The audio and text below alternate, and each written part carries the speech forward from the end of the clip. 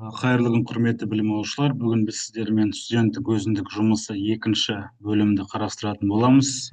Жалпы студенттік өзіндік жұмысы Model Builder аргис бағдарламасының көмегімен жаңа құралдарды құрастыру және экспорттауға арналатын болады. Жалпы осы сөздің барысында біз ашық климаттық деректермен жұмыс жасаймыз. Сіздер Google Chrome'да Kelesity WordClimate атты жазуды жазғаннан кейін, сұранысты жазғаннан кейін, ең алғашқы сілтеме арқылы өтесіздер. Осы жақта download, historical'тың ішінде сіздер бізге екі негізгі деректер керек. Ол average temperature мен precipitation, яғни TAVG және press 30 секунд атты ең жоғарғы деректерді алатын боламыз. Осы екеуін жүктегеннен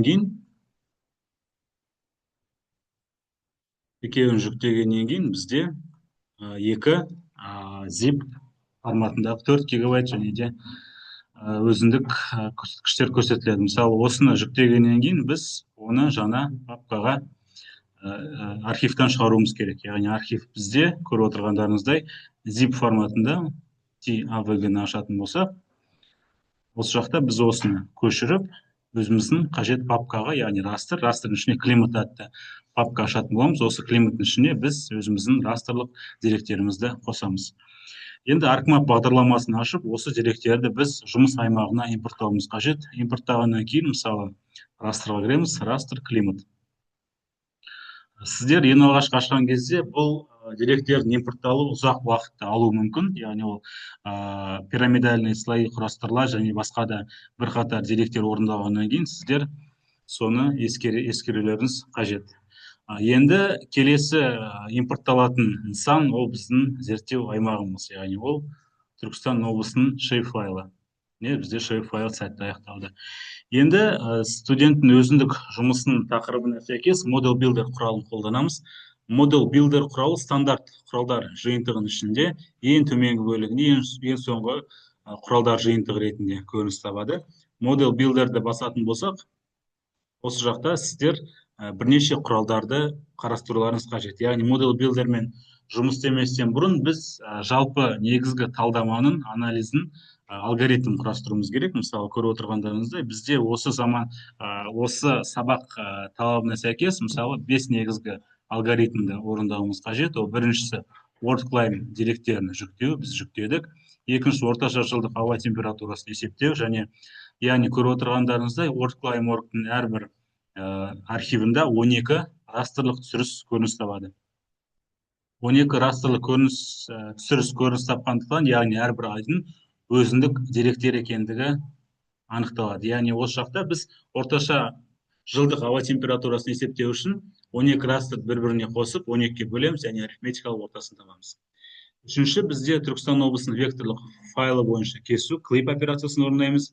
Контур құралын қолдану, контур және климаттық аудандастыру атты 5 негізгі алгоритмдік қадам бойынша жүзеге асырады. Бірінші қадам бізде орындалды, екінші қадамға оралатын болсақ. Екінші қадамды қолдану үшін біз Special Analysis Tools, Map Algebra, осы жақта растр калькуляторды қолданамыз. Растр калькулятор қолдану үшін біз сол құралды өзіміздің жұмыс аймағымызға, яғни Model Builder аймағына мыш консоль жағын басу арқылы көшеміз. Енді бұл құралдарды іске асыру үшін растр калькуляторды 2 рет басамыз да, осы жақта біз өзіміздің формуламызды жазамыз. Яғни формула бір-біріне қосамыз да 12-ге бөлеміз. Енді бұл жақта әрбіреуін жеке-жеке таңдау арқылы бір-біріне қосып шығамыз. 2-ге, 3-ге, яғни солай ары қарай қосып шығамыз. Осы әрбір растрды таңдағаннан кейін және бір-біріне қосып 12-ге бөлгеннен кейін біз окей батырмасын басамыз. Окей батырмасын басқаннан кейін бізде осы құрал белсенді түрге ие болды. Яғни ол жақта түстерге боялғандығы өзіміз жетіп отыр. Енді екінші қадам бізде растр калькуляторын қолдандық. Енді үшінші қадам бізде клип операциясын орындау, яғни біздің өзіміздің зерттеу аумағымыз бойынша кесу операциясын орындаймыз. Клип құралын қолдану үшін Data Management Tools, Raster Processing, осы жақта клип құралын қолданамыз. Енді бірінші қадамның нәтижесін екінші қадамның input, яғни кіріс деректер ретінде қолдану үшін бізде берілген бөлімде connect құралын қолданамыз. Connect құралын қолданамыз. Input raster'ды басамыз. Input raster'ды басқаннан кейін select'ті таңдаймыз. Клипқа 2 рет басамыз. Яғни бізде бірінші қадамнан шыққан нәтиже ол екінші құралдың кіріс деректері ретінде көрініс табады. Output extent'ке біз Түркістанский областы жазамыз. Түркістанский область таңдаймыз. Use features for clipping geometry. Окейді басамыз. Және біздің екінші құралымыз сәтті өзгергендігі туралы көрініс табады. Енді осы қадамды орындағаннан кейін плюс қоямыз. Енді контур құралын қолдану. Контур құралын қолдану ол бағанағы Special Analysis Tools, Surface, яғни контур құралын қолдануға бағытталады. Контурды осы жаққа көшіреміз. Біздің бағанағы Model Builder'дің шекарасын көбейтеміз, және де Connect құралының көмегімен екінші қадамның нәтижесін үшінші қадамға кіріс деректері ретінде қолданамыз. Контурды басамыз. Контур интервал ретінде, мысалы, изотермаларды, яғни изосызықтарды біз 2 немесе 3 деп алсақ болады, яғни 2-ні басатын болсақ, окейді басамыз. Енді бізде класстарға жүктеу, рекласс, яғни ең соңғы қадам бізде климаттық аудандастыру. Климаттық аудандастыруды қолдану үшін рекласс құралының көмегіне жүгінеміз. Осы рекласс құралының көмегіне жүгіну, яғни көріп отырғандарыңызда реклассты басамыз, Special Analysis Tools, реклассты басамыз, Reclassify құралының көмегіне жүгінеміз. Reclassify құралының негізі ретінде біз екінші қадамда алған біздің зерттеу аумағымыздың растерін көрініс табады. Яғни input, reclassify, input raster. Және де reclassify-ға кіреміз да өзіміздің деректерімізді жеке-жеке бөліп қарастырамыз. Окейді басамыз, және де run батырмасын басамыз.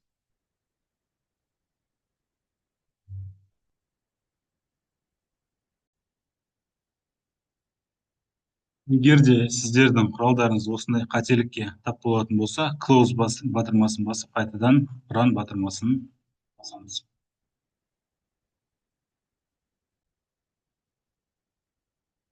Енді нәтижелерді көру үшін, яғни бізде екі нәтиже болу керек, контур C12 рас 1, яғни оны көру үшін біз бағанағы стандарт құралдарға барамыз.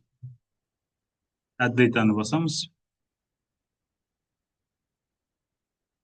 Add data. Жақта go to default geodatabase. Так, контур рас 1. Яғни біздің нәтижелер сәтті орындалғандығы көрініс табады. Яғни осы бағыт бойынша сіздер Model Builder'дің көмегімен бірнеше қадамдарды, бірнеше құралдарды бір рет арқылы қолдануға мүмкіндік аласыздар. Ал екіншісі Reclass C12, мысалы.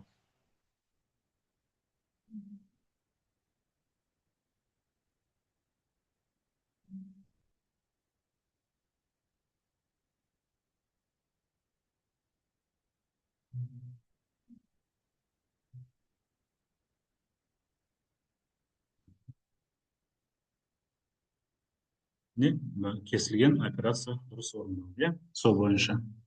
Яғни осы бағыт бойынша СРС-ті орындайтын боласыздар.